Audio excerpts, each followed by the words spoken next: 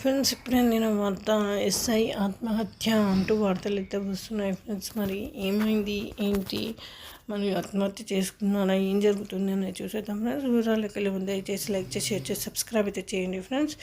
అయితే భద్రాద్రి కొత్తగూడెం జిల్లా అశ్వారావుపేట మండలం ఎస్ఐ శ్రీరాములు శ్రీనివాస్ ఆత్మహత్య యత్నానికి పాల్పడ్డాడు.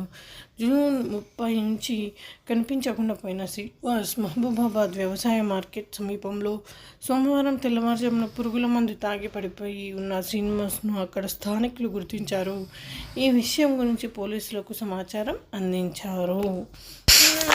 చికిత్స కోసం పోలీసులు మహబూబాబాద్ ప్రభుత్వ ఆసుపత్రికి తరలించారు. శ్రీనివాస్ పరిస్థితి విషమంగా ఉండటంతో వరంగల్ ఎంజీఎం ఆసుపత్రికి తరలించారు. ఎస్ఐ శ్రీను ఆచూకీ కోసం పోలీస్ సిబ్బంది ఆదివారం మధ్యాహ్నం నుంచి గాలింపు చర్యలు చేపట్టారు. కొంతకాలంగా ఎస్ఐ శ్రీను స్టేషన్ సిబ్బంది మధ్య భేదాభిప్రాయాలు రావడంతో ఒకరిపై ఒకరు ఎస్పీ ఫిర్యాదు చేస్తున్నారు. తాను అవినీతికి పాల్పడుతున్నట్లు సిబ్బంది ప్రచారం చేస్తున్నారని ఎస్ఐ సన్నిహితులు చెప్తున్నారు. సోమవారం నుంచి కొత్త చట్టాలు రాబోతున్నాయి.